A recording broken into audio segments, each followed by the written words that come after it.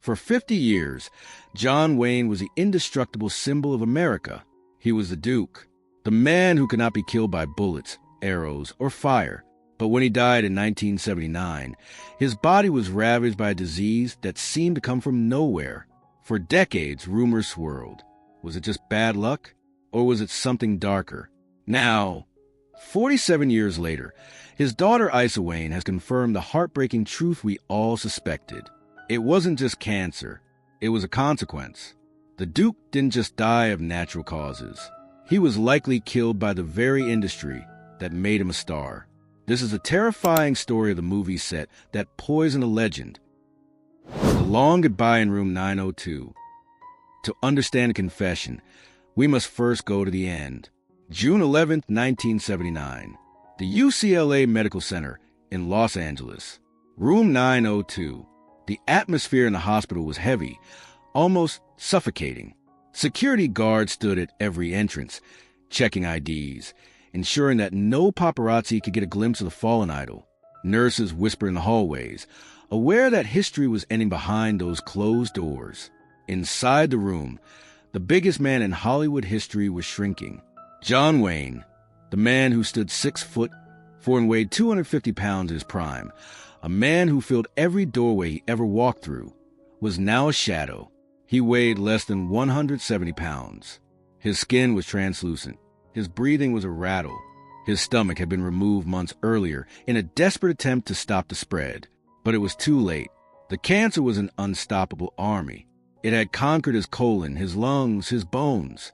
Sitting by his bedside was his daughter, Aissa Wayne. She held his hand, a hand that had held guns, reins, and Oscars, a hand that had punched bad guys and lifted heroines. Now it was frail, cold, and trembling. For weeks, John Wayne had been in agony. The pain was so severe that at times he would scream, a sound that chilled the blood of everyone on the floor. This is a part of the legend they don't put in the biographies. They tell you he was brave. They don't tell you he was tortured. The Duke wasn't stoic in the face of this enemy. He was terrified. He was a man who prided himself on control, on strength, on being protector of his family and his country.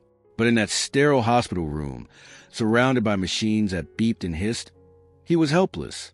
He was a child again. Aissa watched her father fight a battle he could not win. She saw the fear in his eyes, a raw, naked fear that he never allowed the camera to capture. But she also saw something else, a realization, a dawning horror. In those final lucid moments before the coma took him, John Wayne looked back at his life. He looked back at the choices he made. He looked back at the locations he visited. And he began to understand that his death wasn't an accident. It wasn't just genetics. It was a bill coming due. He suspected the truth that leads us away from the sterile hospital room, back through the decades to a hot, dusty, red desert in Utah in 1954, to the scene of the crime. The radioactive desert. The year was 1954. The Cold War was freezing the world, but the American desert was burning hot. John Wayne signed on to star in a movie called The Conqueror. It is often cited as the worst movie ever made. Wayne was cast as Genghis Khan, a casting choice that is laughable today. Critics mocked the dialogue, the costumes, and the mustache. But the tragedy of the film isn't the bad acting. It isn't the box office failure. It is a location. The studio, RKO Pictures, headed by the eccentric Howard Hughes, chose to film in Snow Canyon, Utah. The landscape was beautiful. Red rocks, sweeping dunes, blue skies. It looked perfect for a Hollywood epic about Mongolian warriors. But there was a problem, a massive, invisible problem. Just 137 miles away, in Nevada, at the Yucca Flat testing grounds, the United States government had been testing nuclear weapons. Operation Upshot Knothole, Operation Teapot. For years, the atomic blast had sent massive mushroom clouds into the atmosphere.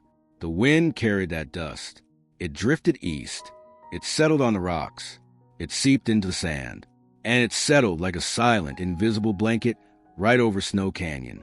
When John Wayne and the cast arrived, they didn't see a death trap. They saw a movie set. But locals knew something was wrong. There were stories of sheep dying mysteriously. Stories of strange metallic tastes in the air.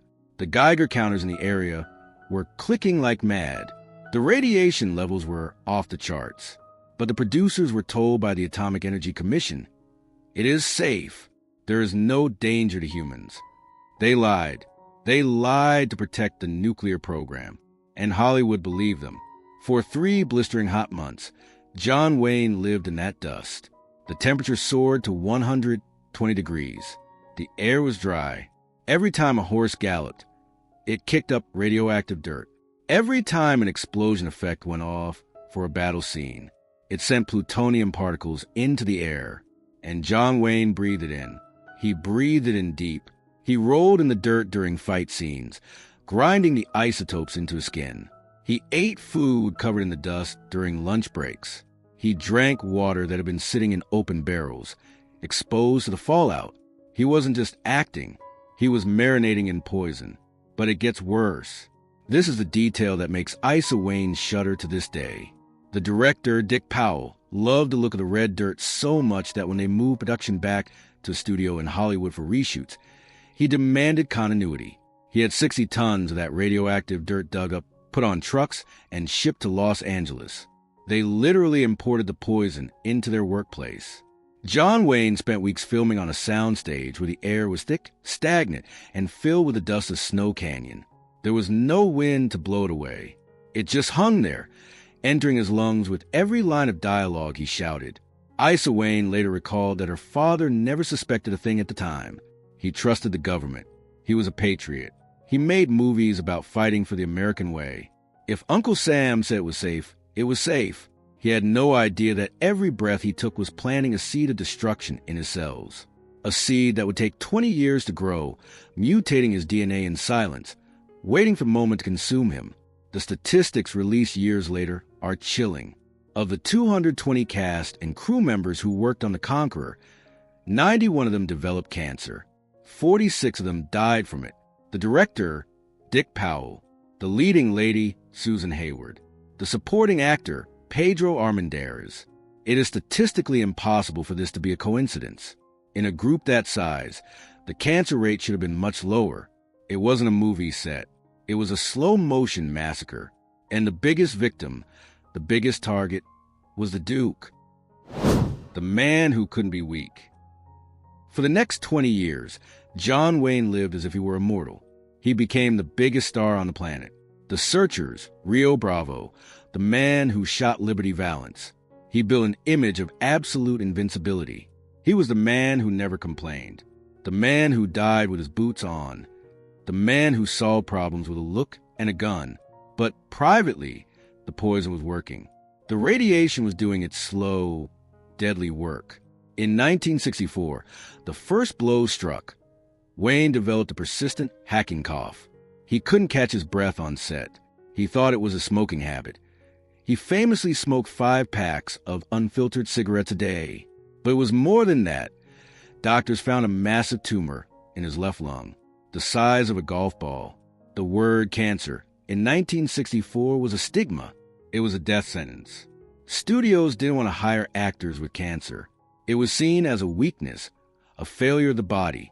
His advisors told him to keep it quiet. They said, "Duke, if you tell them you're sick, your career is over. Cowboys don't get cancer. Heroes don't get sick." But John Wayne did something brave, something unexpected. He refused to hide it. He announced it to press. He famously said, "I licked the big C." He underwent a brutal surgery to remove his entire left lung and 2 ribs. The recovery was agonizing.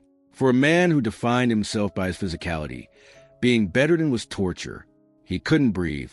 He couldn't walk across the room without gasping. He felt like half a man. The scar ran from his chest to his back. It was a zipper of pain, but he forced himself back to work. He refused to let the industry write him off. Within months, he was back on a horse, filming The Sons of Katie Elder. The crew watched in awe and horror. He wore an oxygen mask between takes. His face would turn gray from lack of oxygen. He was in constant pain from the missing ribs. But when the director yelled action, he stood tall. He hid the limp. He hid the wheeze. Aissa Wayne watched this from the sidelines, a young girl seeing her father fight a monster she didn't understand. She saw a father who was terrified of being seen as weak. He pushed his body beyond its limits because he believed the myth he had created. He believed he was John Wayne. He felt the pressure of the younger generation nipping at his heels. Actors like Clint Eastwood and Paul Newman were rising. They were younger, faster, different. Wayne felt he had to prove he was still the alpha male. He didn't know that the radiation from Utah was still in his system, waiting for the second round. The lung cancer was just the opening battle. The war was far from over. This period of his life was defined by a desperate need to work. He became more vocal politically. He became more rigid in his views. Some say he was overcompensating. He knew his body was failing, so he made his voice louder. He fought against the changing world of the 1960s with the same stubbornness he fought the cancer. But you can't fight biology with willpower. You can't shoot a tumor. Aissa recalls the tension in the house. Her father was loving, but he was distant. He was a man of his generation. He didn't know how to talk about feelings. He didn't know how to say, "I'm scared." Instead, he worked. He made movie after movie, churning them out, trying to outrun the shadow that was following him. He won his only Oscar for True Grit in 1969. It was a triumph. The industry finally honored him. But looking at the footage of that night, you can see the toll. He looks tired. He looks heavy. He cries during his speech. It was the tears of a man who knew he was running on borrowed time. The big C was gone, but the damage was done. The clock was ticking. The stomach of a fighter. Fast forward to 1979. John Wayne was 71 years old. He had beaten lung cancer. He had survived heart problems. He had survived pneumonia. He thought he was in the clear. He was planning his next film. He was living on his boat, the Wild Goose, sailing the waters of Newport Beach, finding peace in the ocean air. But then, the pain returned. This time, it wasn't in his chest. It was in his gut. It started as a dull ache, then became a sharp, stabbing agony that brought the giant to his knees.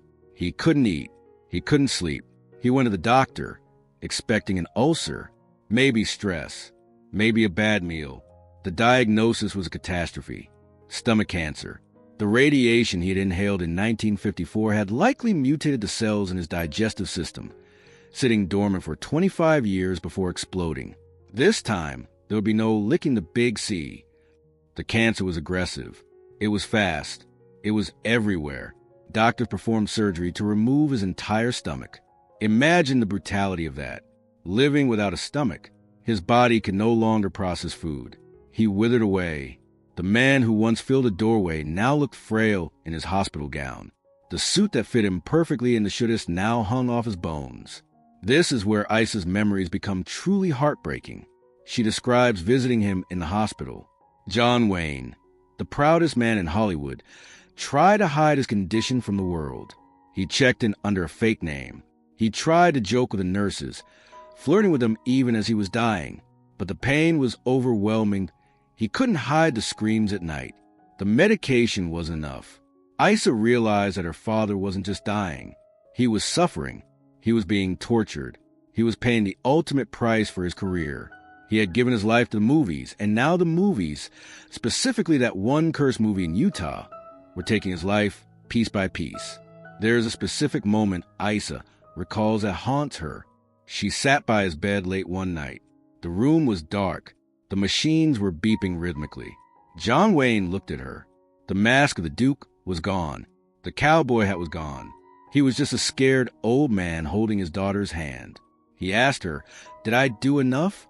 Here was the most famous actor in history, the man who defined America, wondering if he mattered. It was a moment of profound vulnerability. He wasn't thinking about his box office records. He wasn't thinking about his legacy. He was thinking about his soul. He was thinking about his family. He realized that all the fame in the world couldn't stop the pain in his stomach. The final conversion. In his final days, the man of action sought peace. Though raised Presbyterian, Wayne shocked everyone by asking for a priest. It wasn't a publicity stunt. It was a private, desperate plea for salvation. On his deathbed, barely conscious, he accepted the Catholic rites. It was the cowboy's final surrender. He stopped fighting the inevitable and put down his guns. Aissa recalls that after the conversion, the agony ceased. The screaming stopped. A calmness settled over the room.